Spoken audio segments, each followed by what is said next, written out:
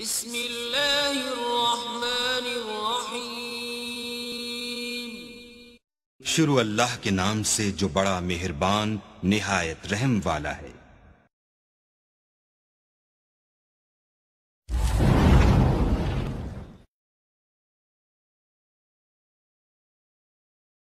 बिस्मिल्लाहिर्रहमानिर्रहीम। सब्बिह इस्म रब्बिकल अअला अल्लज़ी खलक़ फसव्वा वल्लज़ी क़द्दर फहदा वल्लज़ी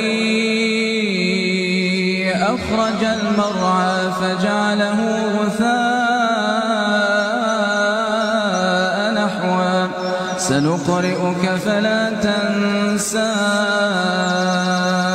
इल्ला मा शाअ अल्लाह इन्नहु यअलमुल जहरा वमा यख़फ़ा वनुयस्सिरुक लिलयुस्रा फذكر إن نفعت الذكرى سيذكر من يخشى ويتجنبها الأشقى الذي يصلى النار الكبرى ثم لا يموت فيها ولا يحيا قد أفلح من تزكى وذكر اسم ربه فصلى بل تؤثرون الحياة الدنيا والآخرة خير وأبقى إن هذا لفي الصحف الأولى صحف إبراهيم وموسى. اللهم صل على محمد وعلى آل محمد كما صليت على إبراهيم وعلى آل إبراهيم إنك حميد مجيد. اللهم بارك على محمد وعلى آل محمد كما باركت على إبراهيم وعلى آل إبراهيم إنك حميد مجيد. Bismillahirrahmanirrahim. Start with the name of Allah, who is the most merciful and the most beneficent. Till now we have discussed the amino acids who form the pyruvate, alpha-ketoglutarate, succinyl-CoA, fumarate and the oxaloacetate. Now today we will discuss the ketogenic amino acids or the amino acid whose catabolism leads to the formation of the acetyl-CoA or the acetoacetate. First of all, I discussed the previous topic and what are the name of the amino acid whose form the pyruvate and the subsequent alpha-ketoglutarate, succinyl-CoA, fumarate and the oxaloacetate, just for the revision purposes. Like you know that the pyruvate name of the amino acid who form the pyruvate. Pyruvate is a glucogenic precursor, so it leads to the formation of the glucose. So all those amino acids are the glucogenic amino acid, and in glucogenic amino acid glucogenic amino acid तो हैं ही हैं, लेकिन कौन से हैं वो हमने पढ़े थे. लाइक द एलानिन की हमारे पास क्या होती है, transamination. Alanine undergoes the transamination reaction and form the pyruvate. Second word is tryptophan. You know that the kynurenine pathway. Tryptophan also leads to the formation of the pyruvate, like the glycine and his sister serine. Both of us leads to the formation of the pyruvate. Like the another amino acid threonine. Threonine has a myth. There is not the more elaborate pathway found in the books, but book says that the threonine undergoes the catabolism and form the pyruvate. Threonine, you also know that the threonine forms the succinyl-CoA, and now today we will discuss the threonine form the acetyl-CoA by a threonine aldolase pathway. I will discuss later. Threonine and one special amino acid known as the cysteine by the cysteine sulfonate pathway. ये जो चीज़ें मैं आपको बता रहा हूँ ये previous videos में डिस्कस हो चुकी हैं. अगर आपने उनको अच्छी तरीके से देखा होगा और बुक की रीडिंग की होगी, सिर्फ लिपनकॉर्ड की रीडिंग की होगी, तो आपको ये मेरी बातें समझ आ जाएंगी कि ये जो मैंने अमाइनो एसिड्स लिखे हैं ये मैं क्या लिख रहा हूँ कि इनका जब कैटाबॉलिज्म होता है तो इनका जो स्केलेटन होता है, कार्बन स्केलेटन, वो अल्टीमेटली हमारे पास क्या बनाता है, पायरुवेट. नाउ अल्फा कीटोग्लूट्रेट के अंदर हमने 5 अमाइनो एसिड डिस्कस किए थे, like glutamate number 1, number 2, glutamine, and number 3 is your histidine. याद है FIGLU test? Can you remember the Figlu test in which we learn about the histidine metabolism and leads to the formation of the glutamate, and through glutamate alpha ketoglutarate is formed. And histidine, I remember the arginine. Arginine also leads to the formation of the alpha ketoglutarate, and last but not least the proline. So this is just repetition what are the amino acid and whose carbon skeleton is catabolized to form the alpha ketoglutarate. So if we do in this manner, then the only a few amino acid left behind will leads to the formation of the acetyl CoA or the acetoacetate, like succinyl CoA. Name of the amino acid who form the succinyl CoA. Succinyl CoA, like the methionine. Methionine is one of the essential amino acid who form the succinyl CoA. And second one is valine, your branch chain amino acid, and second branch chain amino acid known as the isoleucine. And third one is threonine. Threonine forms the pyruvate, threonine forms the acetyl CoA, threonine forms the succinyl CoA. So threonine is both the partially glucogenic and partially ketogenic amino acid. And second last we have the fumarate. There are two amino acids whose carbon skeleton is catabolized to form the fumarate, like the phenylalanine number 1 and phenylalanine form the tyrosine. Both these catabolism converges to form the fumarate. And in last we have the oxaloacetate. So simple, asparagine and aspartate. These are the two amino acids whose catabolism leads to the formation of the oxaloacetate. So this is just the repetition what we have discussed in the previous 3 videos. Now we will discuss only the amino acid whose catabolism generates the acetyl CoA, and the acetoacetate means the ketogenic metabolism of the ketogenic amino acid, and the abnormalities related like the ketoacidosis and the maple syrup urine disease. So in the last video I made a mistake, one mistake. I tell you in the last video that the amino acid who do not undergo the transamination, and I tell the lysine, good, methionine, lysine, proline, proline and the hydroxyproline. I will tell about the hydroxyproline in the previous video. I will tell about the 4 amino acid. One amino acid I told you is the methionine. So methionine is a mistake, my mistake. There is not methionine but the threonine. So जब पिछली video थी उसमें मैंने आपको 4 amino acid के नाम बताए थे, उनमें से एक मैथियोनिन का नाम बता दिया था. जो मैथियोनिन है वो ट्रांसमाइनेशन उसकी हो जाती है, लेकिन उसकी मैथियोनिन की जगह थ्रियोनिन आनी था, मैं भूल गया था. तो ये उसकी आप करेक्शन कर लें कि the amino acid who do not undergoes the transamination reaction in the first step, threonine, lysine, proline and hydroxyproline. 3 तो ठीक बताए थे, ये गलत बता दिया था, इसकी आप करेक्शन कर लें. ठीक हो गया. अब हम चलते हैं the amino acid, the ketogenic amino acid.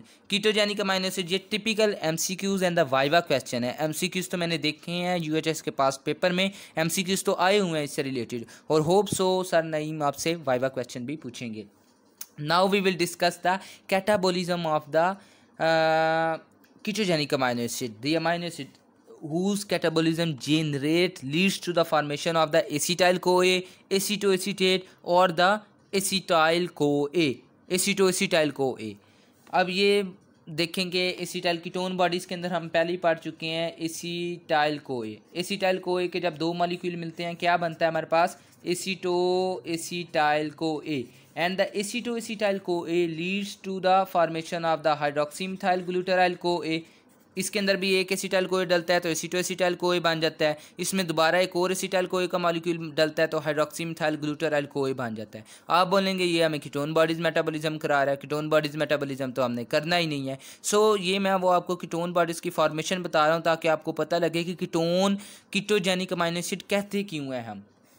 फिर आपको पता है कि हाइड्रोक्सीमिथाइल ग्लूटाराइल CoA की ब्रेक डाउन होती है तो एसिटाइल CoA लीव कर जाता है और क्या बनता है हमारे पास, एसीटो एसीटेट बनता है। अब ये जो एसीटो एसीटेट है ये ketone body, it is the first ketone body. और फिर ये जब ब्लड में जाता है तो spontaneously decarboxylated, it undergoes the spontaneous decarboxylation when it appears in the blood, so it is converted into the acetone which is a metabolized end product which is not utilized by the body tissues, so it appears in the breath. And the second one is the 3-hydroxybutyrate dehydrogenase से ये change हो जाता है 3-hydroxybutyrate के अंदर।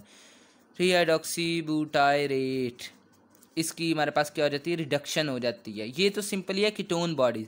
तो जो amino acid उनका कैटाबॉलिज्म इधर leads to the acetyl CoA, क्योंकि acetyl CoA due to the irreversible nature of the, आज ये जो पायरोवेट डीहाइड्रोजिनेज कम्प्लेक्स हमने पढ़ा था, पायरोवेट डीहाइड्रोजिनेज कम्प्लेक्स जो है उसके अंदर हमने पढ़ा था कि ये जो इंजाइम है, ये जो इंजाइम कैटालाइज करता है रिएक्शन, ये होता है इरिवर्सिबल। सो एसिटाइल CoA पीछे तो कहीं जा नहीं सकता। एसिटाइल CoA हमारे पास TCA साइकिल में रन करेगा और अपना कार्बन डाइऑक्साइड दे के कार्बन डाइऑक्साइड की फॉर्म में ये निकल जाएगा बाहर। दो इसके एटम होते हैं, कार्बन एटम, वो दोनों निकल जाएंगे और ये इसको एनर्जी पर्पस के लिए हम इसके लिए इस्तेमाल कर लेंगे। नंबर सेकंड है कि ये एसिटाइल CoA हमारे पास कीटोन बॉडीज़ की सिंथेसिस में इन्वॉल्व हो जाए। सो ऐसे अमीनो एसिड जिनका कैटाबॉलिज्म इधर leads to the acetyl CoA, अगर एसिटाइल CoA बनाता है तो ये पाथवे होगा, कीटोन बॉडीज़ बन जाएंगे, गुड हो गया। फिर हमारे पास एसिटो एसिटाइल CoA है। अगर ऐसे अमीनो एसिड जिनका कैटाबॉलिज्म हमें एसिटो एसिटाइल CoA बनाता है, ये आगे पाथवे इधर से लीड करेगा और कीटोन बॉडीज़ बन जाएंगे। और ऐसे अमीनो एसिड जो डायरेक्टली एसिटो एसिटेट बना देते हैं उनको हम क्या कहते हैं, कीटोजेनिक अमीनो एसिड। सो 3 काम है, या तो वो अमीनो एसिड एसिटाइल CoA बना दे तब भी उनको कीटोजेनिक कहेंगे, या एसिटो एसिटाइल CoA बना दे तब भी कीटोजेनिक कहेंगे, या डायरेक्टली वो एसिटो एसिटेट बना दें तब भी हम उनको कीटोजेनिक कहेंगे। अब बॉडी में name of the amino acid whose catabolism leads to the formation of the ketone bodies, वो कौन कौन सी हैं? Please remember, leucine and lysine are the purely ketogenic amino acid. 2 amino acid clear हो गए। अब अरोमेटिक अमीनो एसिड आपको बारहा बता चुके हैं कि टायरोसिन, फिनाइलएलानिन एंड ट्रिप्टोफैन, ये हमारे पास कौन से अमीनो एसिड हैं? ये हमारे पास हैं अरोमेटिक अमीनो एसिड। ये तीनों अरोमेटिक अमीनो एसिड हैं, ठीक है। और क्योंकि इनके अंदर बेंजीन लीग होता है, अरोमेटिक न्यूक्लियस होता है, जिसकी वजह से इनको अरोमेटिक अमीनो एसिड्स कहते हैं। टायरोसिन, फिनाइलएलानिन और ट्रिप्टोफैन। ये जो ल्यूसीन और लाइसिन है ये प्योरली कीटोजेनिक अमीनो एसिड है। ये हमारे पास मिक्स हैं, यानी क्या है कि ये हमारे पास क्या करते हैं, ये पार्शली ग्लूकोजेनिक भी हैं, लाइक द टायरोसिन और फिनाइलएलानिन। हम अभी डिस्कस किया पीछे कि टायरोसिन और फिनाइलएलानिन ने हमारे पास क्या बनाया है, टायरोसिन और फिनाइलएलानिन ने हमारे पास फ्यूमरेट बना दिया है। सो ये फ्यूमरेट क्या है, ग्लूकोजेनिक प्रीकर्सर है। और दूसरा हमारे पास टायरोसिन और फिनाइलएलानिन का हमने पढ़ा हुआ है कि फ्यूमराइल एसिटो एसिटेट बना देते हैं ये फिनाइलएलानिन और टायरोसिन। आज हम दोबारा डिस्कस करेंगे कि फिनाइलएलानिन और टायरोसिन हमारे पास क्या करते हैं कि हमारे पास एसिटो एसिटेट बना देते हैं और फ्यूमरेट बना देते हैं। So that's why we called as a partially glucogenic and a partially ketogenic amino acid. और ट्रिप्टोफैन का हमने देखा था कि ये एलानिन बना देता है। ये काइंजुरिनिन पाथवे के अंदर हम जो पीछे डिस्कस कर रहे हैं, एलानिन बनाता है, एलानिन की ट्रांसफाइनेशन होती है तो पायरोवेट बन जाता है। सो इसी काइंजुरिनिन पाथवे के अंदर हमने पढ़ा था कि हमारे पास क्या होता है कि tryptophan also leads to the formation of the aceto acetyl CoA। So ये स्टेटमेंट ठीक हो गई कि ये जो तीनों अमीनो एसिड हैं ये ग्लूकोजेनिक भी हैं और कीटोजेनिक भी हैं। एक और अमीनो एसिड आ जाता है branch chain amino acid, like the isoleucine. Isoleucine also leads to the formation of the acetyl CoA। और पिछली वीडियो में हमने देखा था कि it also leads to the formation of the succinyl CoA। So ये कितने हो गए हमारे पास? 3 अरोमेटिक अमीनो एसिड हो गए, ल्यूसिन और lysine purely ketogenic amino acid हो गए, 5 हो गए, 1 आइसोल्यूसिन हो गया, 6 हो गए। एक अमीनो एसिड को आप मेरे कहने पे ऐड कर लें, threonine. Threonine also forms the acetyl CoA। सो जो अमीनो एसिड एसिटाइल CoA बनाएगा, जाहिर बात है वो कीटोजेनिक अमीनो एसिड है। बुक्स में ये हार्पर में दिया हुआ, हार्पर में ये बात बहुत वाजे करके इलेबोरेट थ्योरेटिकली भी और डायग्रामेटिकली भी उन्होंने एक्सप्लेन किया हुआ है। आप you will open the Harper book and see there is a pathway, table पूरा बना हुआ है और उन्होंने जस्ट इलेबोरेट द थिंग्स के जो मैं अभी आपको बता रहा हूँ। ये सारी चीज़ें कितने अमाइनो एसिड हो गए, 7 अमाइनो एसिड टोटल हो गए। Leucine and lysine are the purely ketogenic amino acid, while the tyrosine, phenylalanine, tryptophan 3 aromatic amino acid, isoleucine and the threonine are the partially glucogenic and the partially ketogenic amino acid. So now today we will discuss the catabolism of the these 7 amino acid whose carbon skeleton ultimately leads to the formation of the either one of the three products, acetyl CoA, acetoacetyl CoA or the acetoacetate. Now let's begin. ये एक pathway तो मैं आपको book से करवा दूं तो वो ज़्यादा मेरे लिए भी कन्वीनियंट हो जाएगा और आपके लिए भी कन्वीनियंट हो जाएगा। हम उसको पहले भी डिस्कस कर चुके हैं पिछली वीडियो के अंदर कि हमारे पास जो ब्रांच चेन अमाइनो एसिड है उनका एक इम्पोर्टेंट एस्पेक्ट, सिर्फ एक बात आपने याद रखने कि उनका कैटाबॉलिज्म प्राइमरीली मसल्स में होता है। उन लीवर सारे अमाइनो एसिड को कैटाबोलाइज करता है, यूज़ करता है, लेकिन हमारे पास वो ब्रांच चेन अमाइनो एसिड को लीव कर देता है। क्यों लीव कर देता है? बिकॉज अल्लाह सुब्हानहू तआला do not created the enzymes which are suitable for the metabolism of the branch chain amino acid. So उसकी एक लिमिटेशन आ जाती है लीवर की कि उसके पास इंजाइम्स ही नहीं है, तो वो कैटाबॉलिज्म किसका करेगा। सो क्या होता है कि ये जो ल्यूसीन, वेलिन और आइसोल्यूसिन है, ये ब्लड के जरिए लीवर को तो बाईपास कर जाते हैं, यानी लीवर में से गुजरेंगे तो सही, लेकिन लीवर उनको यूज़ अप नहीं कर सकेगा, तो ये ब्लड के जरिए मसल्स के पास चले जाएंगे। And primarily in the muscles there are the specific enzymes which are needed for the catabolism of these 3 amino acids, leucine, valine and isoleucine। हमारा जो आज कंसर्न है वह इन दो के साथ है, ल्यूसीन के साथ और आइसोल्यूसिन के साथ। बिकॉज वेलिन जो है वो प्योरली, देखें कि अल्लाह ताला की हिकमत देखें कि leucine is a purely ketogenic amino acid, valine is a purely glucogenic amino acid, while isoleucine is a partially glucogenic और पार्शली कीटोजेनिक। एक ही फैमिली से बिलोंग रखने वाले हैं, ये तीनों ब्रांच चेन अमाइनो एसिड हैं, लेकिन इनका आगे जो क्या कहते हैं फेट है वो डिफरेंट है। एक प्योरली कीटोजेनिक अमाइनो एसिड है, एक प्योरली ग्लूकोजेनिक अमाइनो एसिड है, और आइसोल्यूसिन आप देखेंगे कि ये हमारे पास partially glucogenic and partially ketogenic amino acid है। अब अल्लाह सुब्हानहू तआला ने एक एंजाइम बनाया है मसल्स के अंदर जिनका नाम है branch chain amino acid amino transferase. उधर हम पढ़े थे अमाइनो ट्रांसफरेज एंजाइम है, इधर स्पेसिफिकली ये ब्रांच चेन अमाइनो एसिड को उनकी अमाइनो ट्रांसफरेज यानी उनके अंदर से ट्रांसअमाइनेशन करता है, तो इसलिए हमारे पास उसका नाम रख दिया है branch chain amino acid amino transferase. इसके अंदर से अमोनिया ग्रुप जब तीनों में से निकलता है, यानी फ़र्ज़ करें ल्यूसीन के अंदर से जब अमाइनो ग्रुप ट्रांसफ़र होता है तो ये चेंज हो जाता है किसके अंदर, कीटो एसिड के अंदर। जब भी हम अमाइनो एसिड में से अमाइनो ग्रुप ट्रांसफ़र होगा तो वो कीटो एसिड के अंदर चेंज हो जाएगा, और कीटो एसिड कौन सा बनेगा, अल्फ़ा कीटो आइसोकैप्रोइक एसिड बनेगा। बिकॉज इसका स्ट्रक्चर तीनों का डिफरेंट है तो 3 डिफरेंट कीटो एसिड्स बनेंगे। Please remember this table, at least remember this table. बाकी हार्पर आप खोलें तो उसके अंदर आपको बहुत extensive catabolism of these branch in amino acid लिखा नज़र आएगा। दिल करे तो वो याद कर लें, नहीं तो दिल करे तो ये एक डायग्राम याद कर लें, तो ये it will be more than enough for you and for me also. तो ये हमारे पास क्या कहते हैं कि ट्रांसमाइनेशन है। ट्रांसमाइनेशन जब होती है तो अल्फ़ा कीटो आइसोकैप्रोइक एसिड बन जाता है। फिर एक एंजाइम है जिसका नाम है branch chain alpha keto acid dehydrogenase complex. तो ये जो एंजाइम कॉम्प्लेक्स है ये similar to that the pyruvate dehydrogenase complex और अल्फा कीटोग्लूट्रेट डिहाइड्रोजिनेस कॉम्प्लेक्स जो TCA साइकिल के लेक्चर में मैंने बताया हुआ है, वो वहाँ पे आप जाके वो लेक्चर ओपन करें और आपको पता लग जाएगा कि ये जो 3 एंजाइम्स हैं ये एक जैसा ही फंक्शन परफॉर्म करते हैं। इनका सबस्ट्रेट डिफरेंट होता है, लेकिन इनमें जो एंजाइम्स हैं कॉम्प्लेक्स होते हैं, डिफरेंट एंजाइम्स के अंदर इनके अंदर लोकेट होते हैं E1 E2 E3, और एक इनके अंदर कम्बिनेशन की बात आ जाती है। कॉमन बात है कि ये तीनों जो है ना enzyme complex, pyruvate dehydrogenase complex, alpha ketoglutarate dehydrogenase complex and the branch chain alpha keto acid dehydrogenase complex, they uses 5 common co enzymes like the nicotinamide adenine dinucleotide, मैंने आपको निमोनिक भी बताया था, the lovely co enzyme for nuts, the for the या the आप कह लें thiamine pyrophosphate, lovely for L for lipoic acid, co enzyme for co A for flavin adenine dinucleotide, nuts nicotinamide adenine dinucleotide. So जब इनकी oxidative decarboxylation होती है तो ये हमारे पास आइसोवेलिराइल कोए में चेंज हो जाते हैं और अल्फा मिथाइल बुटाइराइल कोए के अंदर चेंज हो जाते हैं। अब इनके आगे FAD लिंक डीहाइड्रोजिनेशन होती है। अब ब्रांच चेन अमाइनो एसिड को याद करने का बहुत ही आसान स्टेप है। पहला आपने ट्रांसअमाइनेशन याद रखनी है, दूसरा ऑक्सीडेटिव डीकार्बोक्सिलेशन, तीसरा F A D link dehydrogenation. 3 step हैं, हार्पर खोलेंगे 12 स्टेप मिलेंगे। 3 नहीं, बेहतर नहीं है कि 3 हाई एफिकेसी के साथ याद कर लें,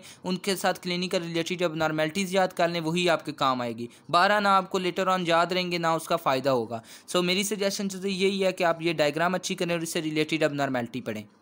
अब F A D link dehydrogenation होती है जब आइसोवेलिराइल कोए की, तो ये चेंज हो जाता है 3 मिथाइल क्रोटोनाइल कोए। उसके ऊपर एक एंजाइम एक्ट करता है जिसका नाम है बीटा मिथाइल कह लें या 3 मिथाइल कह लें, एक ही बात है। बीटा मिथाइल क्रोटोनाइल कोए कार्बोक्सिलेज एक्ट करता है और उसको चेंज कर देता है बीटा मिथाइल ग्लूटाकोनाइल कोए के अंदर। बीटा मिथाइल ग्लूटाकोनाइल कोए हाइड्रोक्सी मिथाइल ग्लूटाराइल कोए के अंदर चेंज हो जाता है और हाइड्रोक्सी मिथाइल ग्लूटाराइल कोए की जब ब्रेक डाउन होती है तो एसीटो एसीटेट बनता है और एसीटाइल को ए। ये बिल्कुल वही वाला स्टेप है जो मैं आपको बता रहा था कि हाइड्रोक्सी मिथाइल ग्लूटाराइल कोए बना है, फिर उसकी ब्रेक डाउन हुई है तो क्या बन गया है, एसीटो एसीटेट बन गया है और एसीटाइल को ए लीव कर गया। यहाँ पे मैंने आपको बता दिया था और ये बिल्कुल यही बात उन्होंने यहाँ पे लिखी है, एसीटो एसीटेट और एसीटाइल को ए।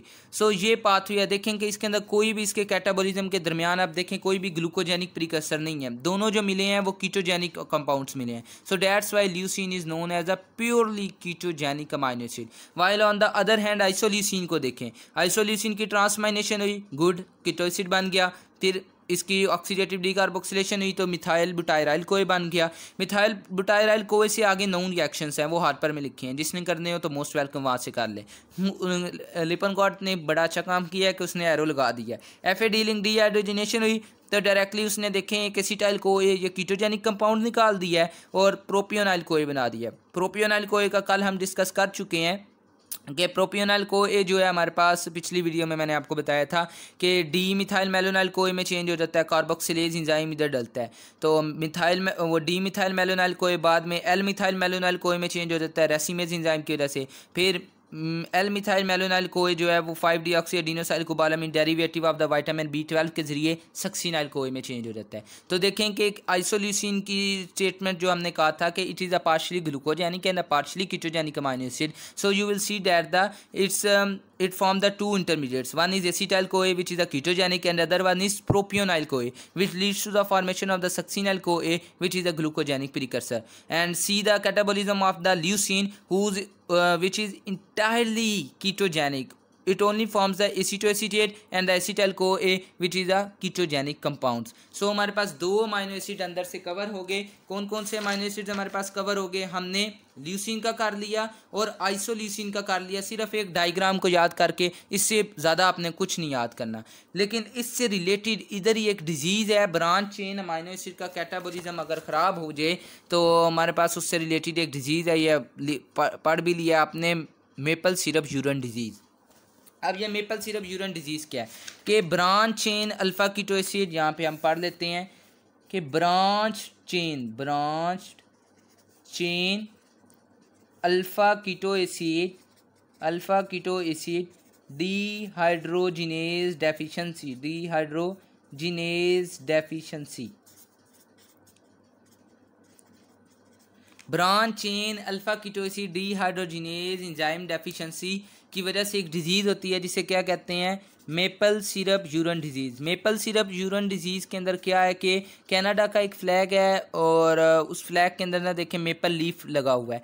तो वो मेपल लीफ उन्होंने क्यों लगाया, क्योंकि जिस तरीके पाकिस्तान है तो पाकिस्तान के जो अंदर फल फ्रूट जो फ्रूट्स हैं वो बहुत मशहूर जो है वो किन्नू है, माल्टे हैं हमारे पास, तो ये किन्नू है, आम है, ये क्या कहते हैं हमारे पास एक्सपोर्ट होते हैं।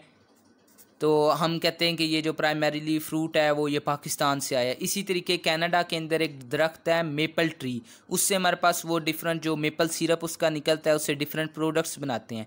तो इस branch chain alpha keto acid dehydrogenase enzyme deficiency की वजह से यूरिन में ऐसे कंपाउंड्स आते हैं जो मेपल सिरप वहाँ दरख्त से निकलता है, वो उसकी जो ऑर्डर होती है और इन पेशेंट्स की जो ऑर्डर होती है वो सेम होती है। सो डैट्स वाई उन्होंने नाम रख दिया इस डिजीज़ का मेपल सिरप यूरिन डिजीज़। अब आप खुद ही देखें कि यहाँ पे हमारे पास branch chain alpha keto acid dehydrogenase enzyme deficient हो गया तो ब्लड में क्या होगा कि ल्यूसिन, वेलिन, आइसोल्यूसिन के लेवल बढ़ जाएंगे, प्लस जो इनके कीटो एसिड है उनके लेवल बढ़ जाएंगे, उनके अमाइनो एसिड के भी लेवल बढ़ जाएंगे और कीटो एसिड्स के भी लेवल बढ़ जाएंगे। अब कीटो एसिड्स क्या करेंगे, इन पेशेंट्स में जो एक टिपिकल फीचर मिलेगा, इनकी प्लाज्मा पीएच लो होगी नंबर 1 बात, और यूरिन की जो ऑर्डर होगी वो मेपल सिरप लाइक होगी, नंबर 2, इनके अंदर कीटोन बॉडीज़ का लेवल जब हम चेक कराएंगे तो कीटोन बॉडीज़ का लेवल बहुत हाई होगा, जिसकी वजह से ही हमारे पास जो पीएच होती है वो लो मिलती है। नंबर 3, इनके अंदर वोमिटिंग डिसऑर्डर्स। ये मैं आपको क्लिनिकल ऑफ सिम्टम्स बता रहा हूँ, मैंने आपको बेसिक पैथोफिजियोलॉजी या आपको पैथोलॉजी बता दिया कि क्या हुआ है हमारे पास कि branch in alpha keto acid dehydrogenase enzyme deficient था। उस डिजीज़ को क्या कहते हैं? मेपल सिरप यूरिन डिजीज़ कहते हैं। उनके अंदर फीचर्स क्या मिलते हैं? एक तो उनकी ऑर्डर जो मिलती है वो क्या होती है कि यूरिन लाइक ऑर्डर होती है। वो क्यों होती है कि जो कीटो एसिड्स हैं वो कम्युलेट जब ब्लड के अंदर होते हैं तो वो यूरिन के अंदर सिक्रीट होने लग जाते हैं। वो यूरिन में जब एक्सक्रीट होते हैं तो उसकी वजह से order maple syrup like order आती है। और जब तक वो ब्लड में रहते हैं तो वो पीएच को भी फॉल कर देते हैं। नंबर 1, जब पीएच फॉल होती है तो साइनेप्टिक एक्टिविटी भी कम हो जाती है, जिसकी वजह से हमारे पास क्या मिलते हैं? न्यूरोलॉजिकल प्रॉब्लम्स मिलते हैं। ठीक हो गया। ऑल्टर्ड कॉन्शियस लेवल मिलता है। वोमिटिंग मिलती है हमारे पास। और फीडिंग डिसऑर्डर्स ये अर्ली ऑन ही हमारे पास नियोनेट्स के अंदर ही डायग्नोज हो जाती है, बिकॉज ये इतनी ख़तरनाक डिजीज़ है। अगर किसी के अंदर एंजाइम डेफिशिएंसी होगी तो जाहिर बात है वो कंजेनिटल डिजीज़ है, वो एक्वायर्ड तो नहीं होगी। अब एंजाइम डेफिशिएंसी के अंदर ये याद रखना है कि मोस्ट ऑफ द पेशेंट्स के अंदर हो सकता है कि मेरे अंदर भी एंजाइम की एक्टिविटी 60% 70% हो, लेकिन मैं नॉर्मल हूँ क्योंकि 60 to 70% तो ये काम कर रहा है। तो किसी भी एंजाइम की डेफिशिएंसी होने के लिए बहुत ज़्यादा अगर जीन्स डिफेक्ट हों तब एक मुकम्मल एंजाइम की डेफिशिएंसी होती है। नियोनेट के अंदर अगर ये कम्प्लीटली एंजाइम डेफिशिएंट हो तो symptoms early few weeks of the life के अंदर ही हमारे पास आने लग जाते हैं। और अगर हम उसको डायग्नोज ना करें या लेट अपना पहले तो बात है कि डॉक्टर उसको डायग्नोज करे। डायग्नोज करने के बाद क्या होता है? ट्रीटमेंट का प्रोसेस होता है। अगर उसने डॉक्टर ने लेट किया या ट्रीटमेंट लेट स्टार्ट हुआ है तो बाद में बेशक ट्रीटमेंट हो भी जाए, लेकिन जो न्यूरोलॉजिकल डैमेज हो जाएगा ना, फिर आप उसको प्रिवेंट नहीं कर सकते। तो न्यूरोलॉजिकल डैमेज एक दफ़ा हो गया तब उसको फिर आप जितना मर्जी उसकी एहतियात कर लें, आप उसको प्रिवेंट नहीं कर सकते। तो क्या करना है इन पेशेंट्स के अंदर आपने कि न्यूबॉर्न स्क्रीनिंग प्रोग्राम्स अवेलेबल होते हैं। जैसे ही नियोनेट पैदा हो या पैदा होने से पहले प्री नेटल डायग्नोसिस उसे कहते हैं, वो आप कर लिया जाता है। एमनियोटिक फ्लूइड ले लिया जाता है तो वहाँ से जो फीटस है उसका पता लग जाता है कि इसमें कौन कौन से एंजाइम डेफिशिएंट हैं, या वो करवा लें। अगर वो नहीं किसी ने कराया तो newborn screening programs are available और वहाँ से हमारे पास पता लग जाता है, डायग्नोज हो जाता है। तो अगर वहाँ पे भी डायग्नोज ना हो या डायग्नोसिस लेट हो या ट्रीटमेंट लेट हो तो न्यूरोलॉजिकल प्रॉब्लम्स हमारे पास अराइजेज होते हैं जो कि इरिवर्सिबल होते हैं। आपको पता है कि न्यूरॉन्स जो हैं वो दोबारा रीजनरेट नहीं करते। और इनके अंदर वोमिटिंग आती है, फीडिंग डिसऑर्डर्स आते हैं, पीएच लो आती है। अब यहाँ पे हमारा पास आ जाता है यूएचएस से रिलेटेड आपने क्या, वो आपको बताएगा कि ब्रांचिन कीटो एसिड का लेवल बहुत ज़्यादा है। सबसे बड़ी इसके अंदर बात ये होती है कि ये जो पेशेंट होते हैं ना मेपल सिरप यूरिन डिजीज़ के, इनके अंदर स्टारवेशन बहुत ख़तरनाक होती है। स्टारवेशन क्यों ख़तरनाक होती है? बिकॉज आपको पता है स्टारवेशन के दौरान आपको ग्लूकोज भी चाहिए होता है और एनर्जी भी चाहिए होता है। तो यहाँ पे देखें जब ऑक्सीडेटिव डीकार्बोक्सिलेशन होती है तो ये NADH बनता है, और FAD लिंक डीहाइड्रोजिनेशन होती है तो FADH2 बनता है। एक हमें क्या कहते हैं मिल रही है, क्या चीज़ मिल रही है? NADH भी मिल रहा है, FADH2 भी मिल रहा है। प्लस आप देखें कि आपको एनर्जी प्रोड्यूस करने के लिए कीटोजेनिक कंपाउंड्स भी मिल रहे हैं और ग्लूकोज प्रोड्यूस करने के लिए ग्लूकोजेनिक कंपाउंड्स भी मिल रहे हैं। सो अगर ये बंदा जो है वो स्टारवेशन के अंदर जाएगा तो क्या होगा कि यहाँ तक तो पहले अर्ली ऑन तो जो कैटाबॉलिज्म स्टार्ट होगा तो कीटो एसिड्स तो बन जाएंगे, लेकिन आगे ब्लॉकेज लग जाएगा। जब आगे ब्लॉकेज लगेगा तो स्टारवेशन जब तक प्रोलॉन्ग्ड होती जाएगी तो कीटो एसिड का भी लेवल ब्लड में बढ़ता जाएगा। तो पेशेंट जो है वो डीकम्पेंसेशन शो करेगा स्टारवेशन के दौरान। मतलब क्या है इसका कि जब भी आप इसको स्टारवेशन के ऊपर रखेंगे, स्टारवेशन होगी इस पेशेंट के अंदर तो इसके अंदर डीकम्पेंसेशन होगी, मतलब कि वो इस कीटो एसिड्स को बर्दाश्त नहीं कर सकेगा और अपने सिम्टम्स प्रोड्यूस करेगा। तो जो हमारे पास यूनिवर्सिटी क्वेश्चन है वो इस तरीके भी आ सकता है कि पेशेंट स्टारवेशन उसको स्टारवेशन हुई है तो फिर उसको क्या कहते हैं वोमिटिंग होने लग गई है, न्यूरोलॉजिकल प्रॉब्लम्स आ रहे हैं, उसका जो यूरिन टेस्ट करवाया उसमें कीटोन बॉडीज़ बहुत ज़्यादा हैं, उसके अंदर हमारे पास क्या करें मेपल सिरप तो वो नहीं बताने लगे क्योंकि ये तो डिजीज़ ही वो सारा बता देंगे। बहरहाल वो आपको ये बता सकते हैं कि न्यूरोलॉजिकल प्रॉब्लम्स आ रही हैं, वोमिटिंग स्टार्ट हो गई है, पीएच ब्लड की फॉल है, लेकिन अर्ली सिम्टम आपने वहाँ से डायग्नोज करना है कि स्टारवेशन जब हुई है तो ब्रांच इन अमाइनो एसिड का कैटाबॉलिज्म स्टार्ट हो जाता है, और अगर ये एंजाइम डेफिशिएंट हो तो फिर ये सारे सिम्टम्स आते हैं। अब हमने इसका ट्रीटमेंट क्या देना है? एक तो उसको जनाब एडिक्वेट कैलोरीज देनी है, उसको स्टारवेशन की स्टेट में नहीं जाने देना, नंबर एक बात, नहीं तो वो यही सिम्टम्स दोबारा शो करेगा। Number second is that life long treatment देना है, लाइफ सारी ज़िंदगी उसको branch chain amino acid free diet देनी है और उसको सप्लीमेंटेशंस के ज़रिए adequate amount of the branch chain amino acid देने हैं ताकि उसकी प्रॉपर ग्रोथ और डेवलपमेंट हो सके। अगर आप चाहते हैं कि आपका बच्चा नॉर्मल ग्रो करे तो एक तो उसको सप्लीमेंटेशन देनी पड़ेगी सारी ज़िंदगी के लिए और दूसरा उसका branch chain amino acid free diet रखनी पड़ेगी। और अगर आपने ये ना किया तो एक तो ये सिम्टम्स तो आएंगे ही आएंगे, प्लस इंटेलिजेंट कोशेंट, इंटेलेक्चुअल मैंने लिखा नहीं यहाँ पे, इंटेलेक्चुअल डिसेबिलिटी भी होती है, की कोशेंट जो है इंटेलिजेंस कोशेंट वो डिटेरियोरेट हो जाता है। अगर वो बड़ा होकर डाइट छोड़ दे तब भी ये सिम्टम्स आने लग जाएंगे, छोटा होकर छोड़ दे तो वो पहले तो सर्वाइव ही नहीं कर सकेगा। This is all about the branch in amino acid, isoleucine and the leucine and the related disease known as the maple syrup urine disease। बहुत लिमिटेड सारी डिजीज़ हैं जो हमने पढ़ी हैं इसके अंदर अमाइनो एसिड के अंदर। कौन कौन सी? सबसे पहले एक सिस्टीन यूरिया पढ़ा है हमने, पेनकियाटिक कैंसर, पेनकियाटेक्टमी पढ़ा है हमने, और सिस्टिक फाइब्रोसिस पढ़ा है, और हमने क्या पढ़ा है, सीलियक डिजीज़ पढ़ा है, सीलियक स्पर पढ़ा है, और हमारे पास phenylketonuria, albinism, alkaptonuria, tyrosinemia, maple syrup urine disease, homocystinuria. तो ये कुछ गिनी चुनी डिजीज़ हैं, 10-12 बनती हैं और हर साल इन्हीं 10-12 में से वो डायरेक्ट नहीं पूछते, इनडायरेक्ट क्लिनिकल देख के सिनेरियो देख के आपसे वो डिजीज़ पूछ रहे होते हैं। सो आपने सिर्फ डिजीज़ के पिकअप पॉइंट्स याद रखने हैं और नॉर्मल जो मैंने आपको कैटाबोलिज्म बताया वो कैटाबोलिज्म याद रखना है। अब हमारे पास ल्यूसिन भी कवर हो गया, आइसोल्यूसिन भी हो गया, गुड। अब लाइसिन का पाथवे हार्पर में लिखा हुआ है, बहुत मुश्किल पाथवे है, मैंने नहीं वो याद किया तो मैं आपको बताने के काबिल भी नहीं हूँ। और जो हार्पर में आप वो पाथवे खोलें तो लिखा हुआ है अल्टीमेटली लाइसिन जो है वो हमारे पास क्या बना देता है, एसिटोएसिटाइल कोई बना देता है, तो ये कीटोजेनिक अमाइनो एसिड है। सो लाइसिन भी हमारे पास हो गया। नहीं तो मैं आपको दिखा भी देता हूँ, यहाँ पे हार्पर रखी हुई है, हार्पर के अंदर लाइसिन का कहाँ पे हमने पढ़ा था, ये हमारे पास क्या कहते हैं, लाइसिन का सारा कैटाबोलिज्म है कि लाइसिन जो है वो किस तरीके हमारे पास कैटाबोलाइज्ड होती है।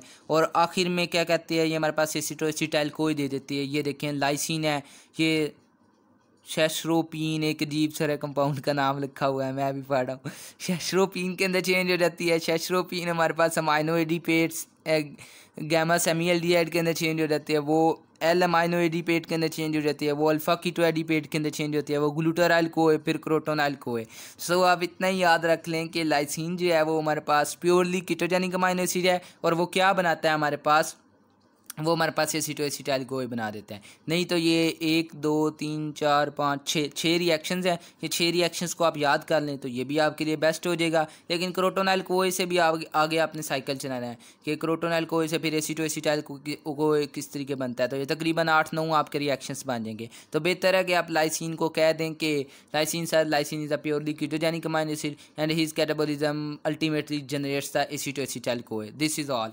और अगर आपने याद करना है तो ये कैटाबोलिज्म आपके सामने लिखा हुआ है, 31 एडिशन का पेज नंबर 306 है, उसके ऊपर जाके आप याद कर सकते हैं कि क्या बात है।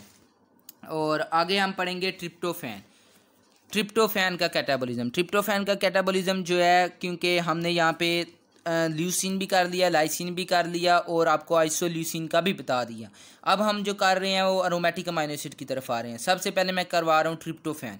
तो ट्रिप्टोफैन का आपने ये याद रखना है कि ट्रिप्टोफैन का जो कैटाबोलिज्म होता है वो काइंजुरिनिन पाथवे उसे कहते हैं। अब देखें ट्रिप्टोफैन का कैटाबोलिज्म अगेन बहुत बड़ा ये कैटाबोलिज्म है, लेकिन ये बड़ा इंटरेस्टिंग है। यहाँ पे एक बहुत इंपॉर्टेंट क्लिनिकल फीचर भी आता है हमारे पास बुक के अंदर। जो हमारे पास ये बुक है लिपनकॉट है, उसमें बड़ा मज़े का लिखा हुआ है। देखेंगे ट्रिप्टोफैन है, ट्रिप्टोफैन काइंजुरिनिन में वो 3-हाइड्रोक्सीएंथ्रेनिलेट में और एलानिन में चेंज हो गया, और 3-हाइड्रोक्सीएंथ्रेनिलेट को उसने चेंज कर दिया एसिटोएसिटाइल कोई में, किनोलिनेट और NADH। ये बड़ी कंप्रीहेंसिव सारी डायग्राम है, छोटी सारी डायग्राम आपको बहुत सा लॉट ऑफ इन्फॉर्मेशन दे रही है कि ट्रिप्टोफैन क्या है, एलानिन भी बनाता है, एसिटोएसिटाइल कोई भी बना देता है, तो ये पार्शली ग्लूकोजेनिक है, पार्शली कीटोजेनिक, प्लस इसके इंटरमीडिएट्स को यूज़ करके नियासिन भी बना लिया जाता है। सो आपको 3-4 MCQs तो इस डायग्राम को देख के कवर हो जाते हैं। लेकिन मैं जो आपको एक बात बताने लगा हूँ यहाँ बहुत इंपॉर्टेंट है कि ट्रिप्टोफैन का जो कैटाबोलिज्म है ये यहाँ तक 3-हाइड्रोक्सीएंथ्रेनिलेट तक आपने करना है हार्पर से,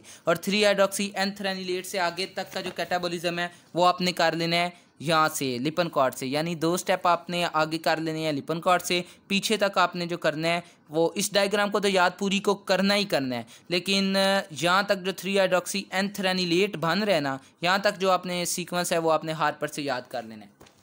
क्या है कि ट्रिप्टोफैन डाईऑक्सीजनेज एंजाइम है, उसने ऑक्सीजनेज लिखा है, कोई बात नहीं। तो ट्रिप्टोफैन जो है वो किसके अंदर चेंज हो जाता है, एन फॉर्माइल काइनजुरिनिन।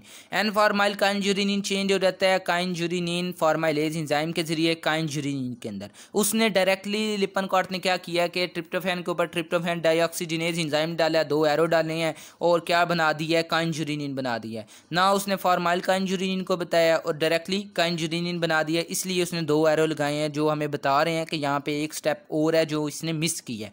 अब काइनजुरिनिन जो है वो आगे चेंज हो जाता है हमारे पास 3 हाइड्रोक्सी एंथ्रेनिलेट, ये लिपनकॉर्ड ने डायरेक्टली बता दिया। लेकिन यहाँ पे क्या होता है कि काइनजुरिनिन हाइड्रोक्सिलेज एंजाइम होता है, वो उसको चेंज कर देता है 3 हाइड्रोक्सी काइनजुरिनिन के अंदर।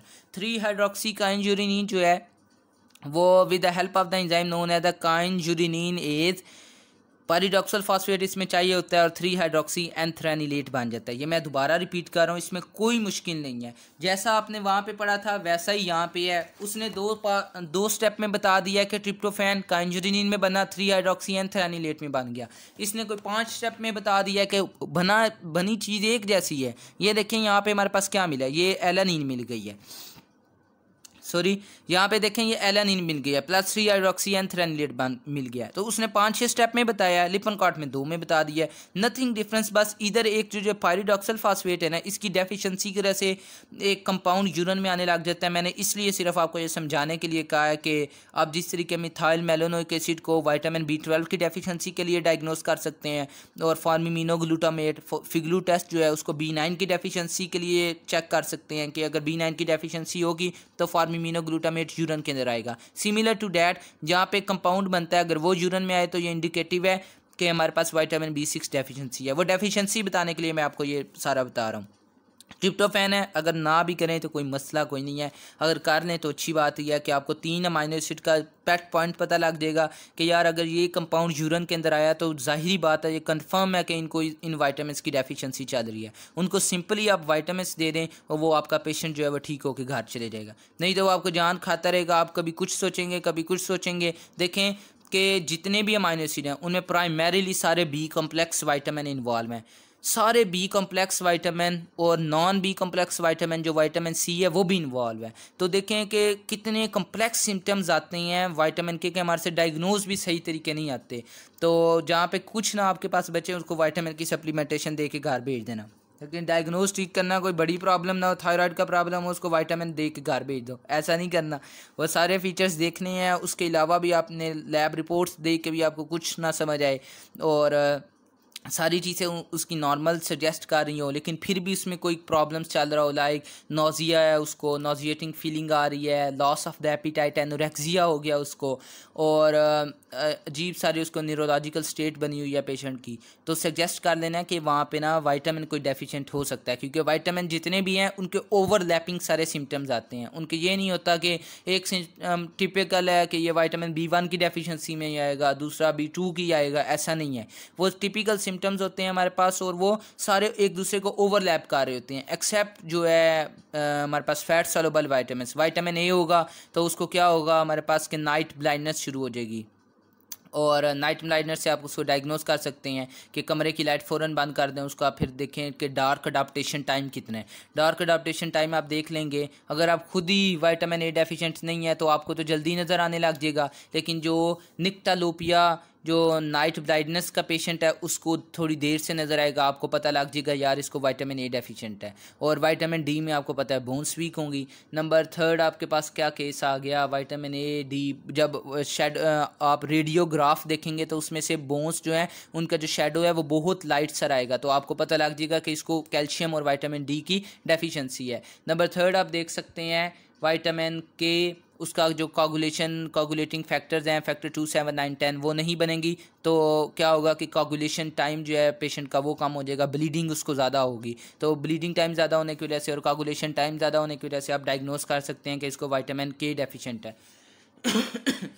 Sorry and the vitamin E deficiency, वो जो मेल इनफर्टाइल हो सकता है, एंटीऑक्सीडेंट लेवल राइज करने लग जाएगा। विटामिन ई इंपॉर्टेंट तो है लेकिन इतना इंपॉर्टेंट नहीं, बाकी 3 विटामिन को आपने अच्छी तरीके, इस तरीके फीचर्स आपको टिपिकल मिल जाते हैं कि यार फैट सॉल्युबल विटामिन में ये सिम्टम आएगा।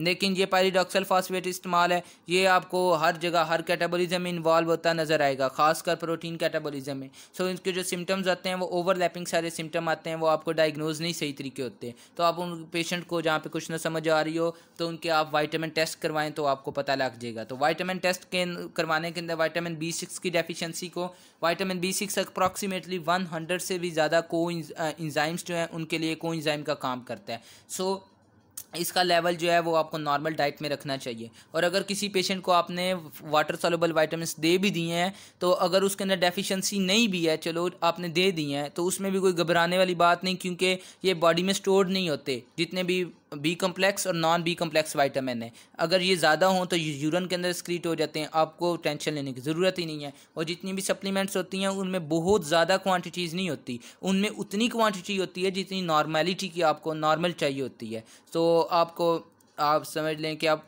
बेफिक्र होकर विटामिन्स दे सकते हैं। ट्रिप्टोफैन जो है, मैं दोबारा एक बार रिपीट कर रहा हूँ, tryptophan converted into the N formyl kynurenine, ये फॉर्माइल ग्रुप निकल जाएगा तो काइंजुरिनिन के अंदर चेंज हो जाएगा। काइंजुरिनिन में एक हाइड्रोक्सिल ग्रुप इनकॉर्पोरेट होगा तो हम कहते हैं कि 3 हाइड्रोक्सी काइंजुरिनिन, और 3 हाइड्रोक्सी काइंजुरिनिन के ऊपर काइंजुरिनिनेज एंजाइम एक्ट करेगा तो ये बन जाएगा 3 हाइड्रोक्सी एंथ्रेनिलेट में। इसमें पायरिडॉक्सल फॉस्फेट चाहिए होता है हमारे पास, और यहाँ पे एलानिन जो है, ये जो माइनस का स्ट्रक्चर ड्रॉ किया हुआ है ये एलानिन है, तो ये क्या करेगा कि सिस्टम को लीव कर देगी। अब यहाँ पे क्या होता है कि अगर इस पायरिडॉक्सल फॉस्फेट की डेफिशिएंसी हो तो यहाँ से ये 3 हाइड्रोक्सी एंथ्रेनिलेट नहीं बनेगा, तो ये जो 3 हाइड्रोक्सी काइंजुरिनिन है ये कमुलेट होने लग जाएगा। 3 हाइड्रोक्सी काइंजुरिनिन जो है जब कमुलेट होता है तो इसके अंदर से अमोनिया निकलता है 3 हाइड्रोक्सी काइंजुरिनिन में से, और ये चेंज हो जाता है जेंथ यूरिनेट के अंदर। तो जेंथ यूरिनेट जो है वो यूरिन के अंदर आने लग जाता है। तो ये कंफर्म डायग्नोसिस है कि अगर आपके पास पेशेंट का जेंथ यूरिनिक एसिड या जेंथ यूरिनेट चेक कराएं और पेशेंट के यूरिन में ये जेंथ यूरिनेट की लेवल बहुत ज़्यादा आ रहे हो तो आपको पता लग जाता है कि इसको क्या है कि विटामिन B6 डेफिशिएंसी चल रही है। तो जाहिर बात है आप उसको पायरिडॉक्सल फॉस्फेट यानी विटामिन B6 दे दें तो वो पेशेंट जो है वो ठीक हो जाएगा। ये यहाँ पे आपका ट्रिप्टोफैन कैटाबॉलिज्म भी हो गया। ट्रिप्टोफैन कैटाबॉलिज्म किस तरीके हो गया कि आपको मैंने बता दिया है कि ट्रिप्टोफैन जो है with the help of the enzyme known as the tryptophan dioxygenase it is converted into the kynurenine, and kynurenine जो है वो एलानिन के अंदर चेंज हो जाता है। वो सारा पाथवे बता दिया कि यहाँ पे ट्रिप्टोफैन पहले चेंज हो जाता है एन फॉर्माइल काइंजुरिनिन में, फिर काइंजुरिनिन बनता है, फिर काइंजुरिनिन से आगे हमारे पास 3 हाइड्रोक्सी काइंजुरिनिन बनता है, 3 हाइड्रोक्सी काइंजुरिनिन से आगे हमारे पास 3 हाइड्रोक्सी एंथ्रेनिलेट और एलानिन बनता है। अब वहाँ तक ये जो पाथवे है वहाँ से कर लें तब बेहतर है, ताकि आपको वहाँ पे पायरिडॉक्सल फॉस्फेट जो एंजाइम इन्वॉल्व है इधर उन्होंने नहीं बताया हुआ तो वो वहाँ पे एंजाइम की आपको डेफिशिएंसी भी पता लग जाएगी। प्लस 3 हाइड्रोक्सी एंथ्रेनिलेट जब होता है, आगे आपने यहाँ से याद करना है कि 3 हाइड्रोक्सी एंथ्रेनिलेट जो है वो किनोलिनेट बना देता है और एसीटोएसीटाइल को बना देता है। सर ने आपको पढ़ाया है, मैं किसी को भी मना नहीं करता कि जिस तरीके सर ने पढ़ाया है आप सर वाला पढ़ें, तो मैं तो सिर्फ आपकी एड के लिए ये लेक्चर्स बनाता हूँ कि आपकी मदद हो सके, आपको कंसेप्ट समझ आ जाए। बाकी आप जो सी मर्जी बुक से पढ़ें, लिनिंजर से पढ़ें, हार्पर से पढ़ें, ये लिपनकॉर्ट से पढ़ें आप, और हमारे पास कौन सी बड़ी बुक है, हार्पर है, लिनिंजर है और लिपनकॉर्ट है। सत्या से आपने पढ़ना हो, सत्या तो मैं रिकमेंड ही नहीं करूँगा कि सत्या आप पढ़ें, वो फर्स्ट ईयर के लिए ही थी। तो और भी कोई बड़ी बुक आपको मिलती है क्या कहते हैं बायोकेमिस्ट्री की, तो आप वहाँ से पढ़ लें। लेकिन आपको बेसिक कंसेप्ट देने के लिए या आपके क्या कहते हैं कंसेप्ट डेवलप करने के लिए ये मैं आपको शॉर्ट वीडियोस बनाता हूँ कि ये आपको समझ आ जाए। तो बेहतर ये है कि हमारा सेकंड ईयर का लेवल है, पोस्ट ग्रेजुएशन का लेवल नहीं है, हम अंडर ग्रेजुएट लेवल के ऊपर हैं। तो हमें इतना ही पता हो और अच्छी तरीके से पता हो और एंजाइम रिलेटेड डेफिशिएंसीज हमें पता हो तो वो हमारे लिए इनफ है। आगे जाके जब किसी ने एमफिल करना है, PhD करनी है, तो उसको आगे फर्दर डिटेल्स पता होनी चाहिए कि यार ये आगे कौन सा इंटरमीडिएट होता है, इससे और कौन सी अबनॉर्मलिटीज़ हो सकती हैं। हमारा जो काम है अभी अंडर ग्रेजुएट लेवल पे वो यही इतना काम है कि आपको नॉर्मल मेटाबॉलिज्म आना चाहिए। प्लस 3 हाइड्रोक्सी एंथ्रेनिलेट बनता है, तो 3 हाइड्रोक्सी एंथ्रेनिलेट चेंज हो जाता है एसीटोएसीटाइल कोए के अंदर और किनोलिनेट के अंदर। अब एसीटोएसिटाइल कोए क्या है हमारे पास, एक कीटोजेनिक प्रीकर्सर है, वाइल हमारे पास एलानिन ग्लूकोजेनिक है। तो ये ट्रिप्टोफैन क्या है, पार्शली ग्लूकोजेनिक है और पार्शली कीटोजेनिक है। कीनोलिनेट जो है, कीनोलिनेट के अंदर फास्फोराइबोसाइल पायरोफॉस्फेट डलता है, यहाँ पे एब्रीवेशन उसकी लिखी है, आप नीचे से पढ़ लेना। फास्फोराइबोसाइल पायरोफॉस्फेट डलता है तो ये निकोटिनामाइड एडेनिन डाइन्यूक्लियोटाइड, मतलब कि विटामिन B3 नियासिन की फॉर्मेशन दे देता है। सो ऐसे पेशेंट जिनके अंदर हार्ट नप डिसऑर्डर होता है, मैं पहले भी आपको बता चुका हूँ कि हार्ट नप डिसऑर्डर क्या है, कि हार्ट नप डिसऑर्डर के अंदर क्या होता है हमारे पास कि ट्रिप्टोफैन इंटेस्टाइन से एब्जॉर्ब नहीं होता, तो उनमें नियासिन की डेफिशिएंसी हो जाती है। आपको पता लग जाना चाहिए कि नियासिन की क्यों डेफिशिएंसी होगी, because most of the niacin in the body is found by the tryptophan. Diet से हम डायरेक्टली तो B3 विटामिन लेते ही लेते हैं, लेकिन ट्रिप्टोफैन भी कन्वर्ट हो जाता है नियासिन के अंदर। सो ऐसे पेशेंट जिनके अंदर ट्रिप्टोफैन बहुत कम एब्जॉर्ब हो रहा है, जिनको हार्ट नप डिसऑर्डर है, जिनमें इंटेस्टाइन से एब्जॉर्ब नहीं हो रहा, वो ट्रांसपोर्टर डिफेक्टिव है, तो उनमें नियासिन की डेफिशिएंसी होगी। और नियासिन की डेफिशिएंसी होगी तो आपको 4D आपको बताए थे प्लेग्रा, एक डर्माटाइटिस होगा, डायरिया होगा, डिमेंशिया होगा, और अगर आपने इन तीनों को कंट्रोल ना किया तो क्या हो जाएगा हमारे पास, डेथ हो जाएगी पेशेंट की। So this is about the tryptophan का कैटाबॉलिज्म भी पढ़ लिया, हार्ट नप डिसऑर्डर भी पढ़ लिया, प्लेग्रा भी पढ़ ली। विटामिन B6 की डेफिशिएंसी हो तो जेंथ यूरिनेट कंपाउंड यूरिन में आएगा, वो क्यों आएगा, वो 3-हाइड्रोक्सीकाइन यूरिनीन जेंथ यूरिनेट में चेंज हो जाएगा। वो सारा मैंने आपको हार्पर और ये लिपनकॉर्ट से बता दिया है। अब हमारे पास कितने अमीनो एसिड हो गए, ल्यूसिन हमने कर लिया है, लाइसिन कर लिया है, आइसोल्यूसिन कर लिया है, ट्रिप्टोफैन भी हो गया। अब हम कर लेते हैं थ्रियोनिन। थ्रियोनिन का बड़ा शॉर्ट सारा मेटाबॉलिज्म है कि थ्रियोनिन जो है वो डिहाइड्रेटेड होता है, it undergoes the dehydration and converted into the alpha ketobutyrate, alpha ketobutyrate. And alpha ketobutyrate जो है उसकी ऑक्सीडेटिव डीकार्बोक्सिलेशन होती है। मतलब इसका क्या है कि उसके अंदर से ऑक्सीडेशन भी होती है, उसके हाइड्रोजन निकलते हैं, लॉस ऑफ इलेक्ट्रॉन होता है in the form of the hydrogen ions, और वो NAD एक्सेप्ट कर लेते हैं, NADH बन जाता है, प्लस कार्बन डाइऑक्साइड भी निकल जाती है। CoA with the sulfhydryl group इसके अंदर इनकॉर्पोरेट होता है। तो alpha ketobutyrate is changes into the propionyl CoA। And propionyl CoA वही बात है जो आपने fatty acid odd chain fatty acid oxidation में पढ़ी थी, पिछली वीडियो में भी मैंने बताई है कि ये प्रोपियोनाइल CoA चेंज हो जाता है डी मिथाइल मेलोनाइल CoA में। यहाँ पे कार्बोक्सिलेज एंजाइम इन्वॉल्व होता है, विटामिन B7 बायोटिन चाहिए होता है, तो क्या बन जाता है D methyl malonyl CoA, D methyl malonyl CoA। D methyl malonyl CoA किसके अंदर चेंज हो जाता है हमारे पास, एल मिथाइल मेलोनाइल CoA में with the help of the enzyme known as the racemase. तो एल मिथाइल मेलोनाइल CoA बन गया, एल मिथाइल मेलोनाइल CoA। और एल मिथाइल मेलोनाइल CoA के ऊपर हमारे पास एक एंजाइम एक्ट करता है म्यूटेज, जिसको विटामिन B12 की डीऑक्सी एडिनोसाइल कोबालामिन फॉर्म चाहिए होती है, और उसको चेंज कर देता है सक्सीनाइल CoA के अंदर। अब आप बोलेंगे कि यार इस सारे में सक्सीनाइल CoA बन गया, कोई हमारे पास अंदर जो ऐसा इंटरमीडिएट नहीं आया जो क्या बनाए हमारे पास कीटोजेनिक इसको शो करे। सो ये तो इसको शो कर दिया कि ये ग्लूकोजेनिक पाथवे है, कि थ्रियोनिन की डिहाइड्रेशन होती है, ये चेंज हो जाता है हमारे पास अल्फा कीटोबुटायरेट के अंदर, अल्फा कीटोबुटायरेट जो है और वो चेंज हो जाता है हमारे पास प्रोपियोनाइल CoA में, प्रोपियोनाइल CoA चेंज हो जाता है सक्सीनाइल CoA में। लेकिन where is the ketogenic pathway, तो ग्लूकोजेनिक आपको पता लग गया तो कीटोजेनिक भी हम साथ ड्रॉ कर देते हैं। इसका कीटोजेनिक पाथवे क्या है कि थ्रियोनिन है, थ्रियोनिन के ऊपर हमारे पास एक एंजाइम एक्ट करता है जिसका नाम है थ्रियोनिन एल्डोलेज। क्या एंजाइम का नाम है, थ्रियोनिन एल्डोलेज। अब थ्रियोनिन एल्डोलेज जब एंजाइम एक्ट करता है तो हमारे पास क्या होता है कि इसके अंदर से ग्लाइसिन निकल जाती है। अब ग्लाइसिन चेंज हो जाएगी पायरोवेट में, तो आपको ये भी पता होना चाहिए कि थ्रियोनिन पायरोवेट भी बनाता है, थ्रियोनिन सक्सीनाइल CoA भी बनाता है, और अभी आपको मैं बताऊंगा थ्रियोनिन एसिटाइल CoA भी बनाता है। तो थ्रियोनिन ग्लाइसिन निकल गए, हमारे पास एंजाइम है, ये यहाँ पे नहीं लिखा हुआ लिपनकॉर्ट में, आप हार्पर से ये एक टेबल कर लेना और उसके साथ थ्योरी भी पढ़ लेना लाजमी। Threonine aldolase, threonine aldolase act करेगा, थ्रियोनिन को किसके अंदर चेंज करेगा, एसिड एल्डिहाइड के अंदर, एसिड एल्डिहाइड। एसिड एल्डिहाइड के ऊपर simply aldehyde dehydrogenase enzyme act करेगा। एसिड एल्डिहाइड एक एल्डिहाइड कंपाउंड है, तो उसके ऊपर एल्डिहाइड डीहाइड्रोजिनेज एंजाइम एक्ट करेगा। NAD किस में चेंज हो जाएगा, NADH के अंदर चेंज हो जाएगा, और कंपाउंड हमारे पास क्या मिलेगा, एसीटेट। अब इंजाइम का नाम नहीं लिखा है, एल्डिहाइड डीहाइड्रोजिनेज, अंडरस्टूड बात है, एसीटेट हो जाएगा, एसीटेट के अंदर चेंज हो जाएगा। अब एसीटेट के ऊपर एक और इंजाइम एक्ट करता है, उसका नाम है acetate thiokinase, acetate thiokinase. Acetate thiokinase जो है इसके अंदर क्या होता है कि मैग्नीशियम मिनरल की, आपको पता है मिनरल्स जो हैं वो एक्टिवेटर्स के तौर पे काम कर रहे होते हैं इंजाइम्स के लिए, और जो वाइटामिन्स है वो को इंजाइम्स के तौर पे काम कर रहे होते हैं, मिनरल्स को एक्टिवेटर्स के तौर पे काम कर रहे होते हैं। तो मैग्नीशियम एटीपी आता है और चेंज हो जाता है हमारे पास मैग्नीशियम एडीपी के अंदर। और इस सारे रिएक्शन के अंदर हमारे पास होता क्या है कि इसके अंदर हमारे पास को ए विद द सल्फेड्रल ग्रुप आता है, जिस तरीके यहाँ पे को ए विद द सल्फेड्रल ग्रुप आया था, और वाटर इस सिस्टम को लीव कर जाता है और क्या हमारे पास बन जाता है, एसीटेट चेंज हो जाता है एसीटाइल को ए के अंदर।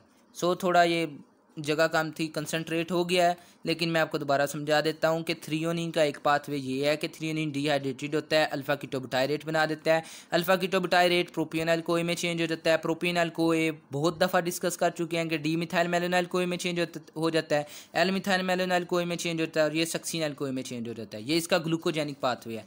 वाइल द थ्रियोनिन ग्लाइसिन के अंदर चेंज हो जाता है, ग्लाइसिन जो है बाद में आपको पता है पायरोवेट बना देता है। सो थ्रियोनिन पायरोवेट भी बनाता है, थ्रियोनिन सक्सीनाइल कोए भी बनाता है, थ्रियोनिन एसीटाइल कोए भी बनाता है।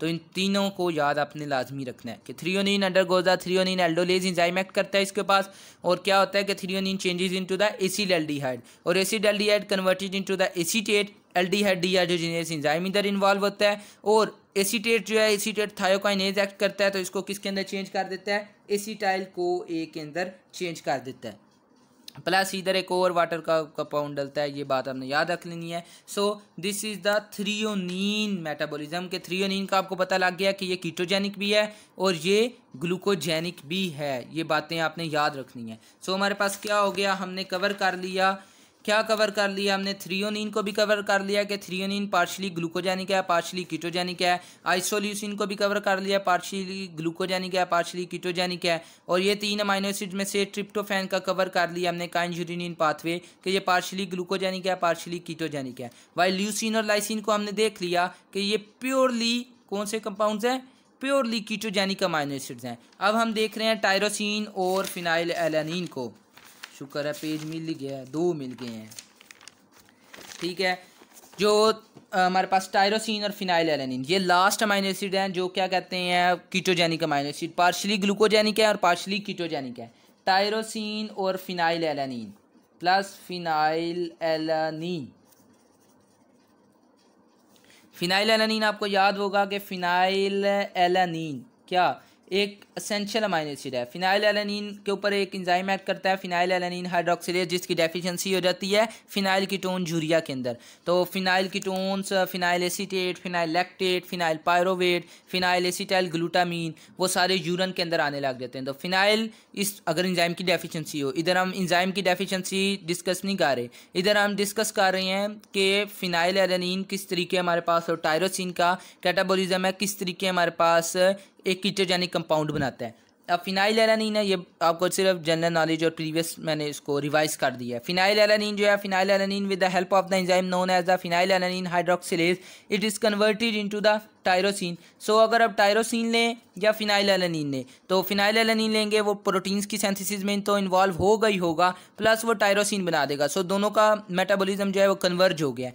आगे टायरोसिन क्या होता है कि टायरोसिन चेंज हो जाता है हमारे पास, किसके अंदर चेंज हो जाता है, पैरा हाइड्रोक्सी फिनाइल पायरोवेट के अंदर। ये जो मैं बातें कर रहा हूँ ये हार्पर में लिखी हैं, अगर आपने इजी वे में याद करना है इनको तो ये लिपनकॉट में भी लिखी हुई हैं, सिर्फ आपने गौर से पढ़ना है। कहाँ पे पढ़ना है आपने, सिर्फ यहाँ पे इसको गौर से पढ़ लेना है। देखिए ये सारे कंपाउंड्स लिखे हुए लाइन के अंदर, अगर आपने हार्पर में पढ़ना है तो तब भी आपको यही मिलेंगे, लेकिन उसने यहाँ पे ज़्यादा इलेबोरेशन नहीं की, टैबुलेटेड फॉर्म में उसने इलेबोरेशन कर दी है लिपनकॉट ने, लेकिन वहाँ पे थ्योरेटिकल भी और डायग्रामेटिकली भी इलेबोरेशन हुई हुई है। आप अगर क्या कहते हैं सिर्फ ये यहाँ से पढ़ लें तब भी ठीक है, और अगर हार्पर को पढ़ लें तब भी ठीक है। अब ये टायरोसिन है, ये किसके अंदर चेंज होगी, यहाँ से मैं आपको बता देता हूँ, ये लिख देते हैं। टायरोसिन जो है वो चेंज हो जाती है हमारे पास पैरा हाइड्रोक्सी फिनाइल पायरोवेट में, किसमें, पैरा हाइड्रोक्सी फिनाइल पायरोवेट के अंदर, पैरा हाइड्रोक्सी फिनाइल पायरोवेट के अंदर चेंज हो जाती है। और पैरा हाइड्रोक्सी फिनाइल पायरोवेट किसके अंदर चेंज हो जाता है, होमोजेंटिसेट के अंदर। होमोजेंटिसेट, होमोजेंटिसेट के अंदर चेंज हो जाता है। और होमोजेंटिसेट जो है यानी होमोजेंटिसिक एसिड, वो इंजाइम आपको पता है जो अल्केप्टन यूरिया के अंदर डेफिशिएंट होता है, उस इंजाइम का नाम क्या था, होमोजेंटिसिक एसिड ऑक्सीडेज। सो अगर वो इंजाइम डेफिशिएंट हो तो अल्केप्टन यूरिया हो जाता है। यहाँ पे एक क्लिनिकल अबनॉर्मेलिटी आ गई फिनाइल कीटोन यूरिया, यहाँ पे दूसरी आ गई अल्केप्टन यूरिया। होमोजेंटिसिक एसिड ऑक्सीडेज की वजह से ये जो होमोजेंटिसेट है ये चेंज हो जाता है मिलाइल एसीटो एसीटेट के अंदर। मिलाइल एसीटो एसीटेट जो है वो बाद में चेंज हो जाता है हमारे पास फ्यूमेराइल एसीटो एसीटेट। किसमें, फ्यूमेराइल एसीटो एसीटेट के अंदर चेंज हो जाता है। सो आप देखिए, मैं एक दफ़ा दोबारा I will repeat this pathway for you again. Phenylalanine, with the help of the enzyme known as the phenylalanine hydroxylase, it is converted into the tyrosine. If there is a deficiency of the phenylalanine hydroxylase or the tetrahydrobiopterin which is involved, I do not mention here, but I mentioned in the previous lecture very thoroughly. So if you watch those previous videos, then you will able what is I am talking here. So हमारे पास क्या होता है कि यहाँ पे टेट्राहाइड्रोबायोप्टेरिन involve होता है, वो डाइहाइड्रोबायोप्टेरिन के अंदर चेंज हो जाता है। अगर उसकी भी डेफिशिएंसी हो तब भी फिनाइल कीटोन यूरिया हो सकता है। So phenylalanine with the help of the enzyme known as the phenylalanine hydroxylase it is converted into the tyrosine, and tyrosine with the help of the enzyme known as the tyrosine converted into the para hydroxy phenyl pyruvate. And para, सारे enzymes को याद रखने की जरूरत नहीं है, जहाँ पे डेफिशिएंसीज हो रही हैं वो इंजाइम्स आपको आने चाहिए और फीचर्स आने चाहिए। Para hydroxy phenyl pyruvate changes into the homogentisate, and homogentisate with the help of the enzyme known as the homogentisic acid oxidase it is converted into the maleyl aceto acetate. If there is a deficiency of the enzyme known as the homogentisate oxidase or homogentic acid oxidase, then the condition arises known as the L-captain urea। और baby का diaper black colour का नजर आएगा, या आप patient का यूरन करवाएंगे तब भी आपको ब्लैक कलर का नजर आएगा, बिकॉज इस कंपाउंड की एलिवेशन जब होगी ये यूरन में आएगा तो पिगमेंटेशन हो जाएगी यूरन की ब्लैक कलर में। सो आपको पता लग जाएगा इसको L-captain यूरिया। या आप MRI या CT स्कैन जब ऑर्डर करेंगे तब उसका कोरोनल सैगिटल सेक्शन के अंदर आप देखेंगे कि इंटरवर्टिब्रल डिस्क जो है वो ब्लैक हो चुकी हैं। सो ये टिपिकल फीचर मिलते हैं L-captain यूरिया के पेशेंट के अंदर। अब मिलाइल एसीटो एसीटेट चेंज हो जाता है फ्यूमेराइल एसीटो एसीटेट में, और फ्यूमेराइल एसीटो एसीटेट हमारे पास फ्यूमेराइल एसीटो एसीटेट, इसको आप छोड़ दें, ये इसको ध्यान दें। फ्यूमेराइल एसीटो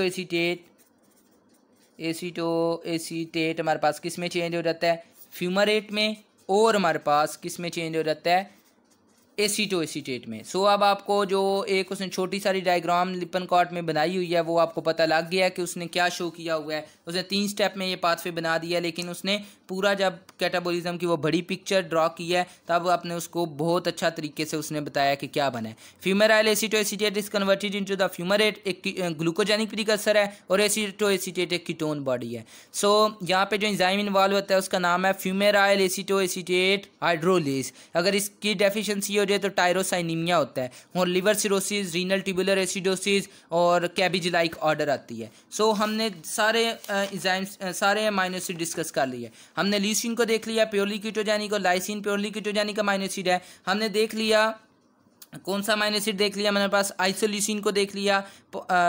ये तो ल्यूसीन और लाइसिन तो प्योर नहीं है ना। आइसोल्यूसिन को देख लिया कि ये पार्शली ग्लूकोजेनिक है, पार्शली कीटोजेनिक है।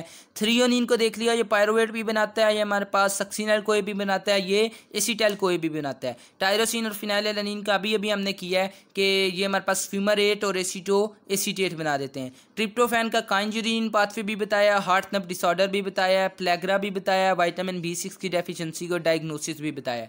ये this is all about the amino acid whose catabolism yields the acetyl CoA और द एसीटो एसीटेट, और आप कह सकते हैं कि एसीटो एसीटाइल CoA। इन तीनों में से कोई भी होगा उसको हम कीटोजेनिक ही कहेंगे। So this is all about the metabolism of the all amino acid. 20 amino acid अगर आप गिने तो हमने सारे 20 अमाइनो एसिड कर लिए हैं। So hope you will understood well. Thank you very much, and do remember me in your prayers.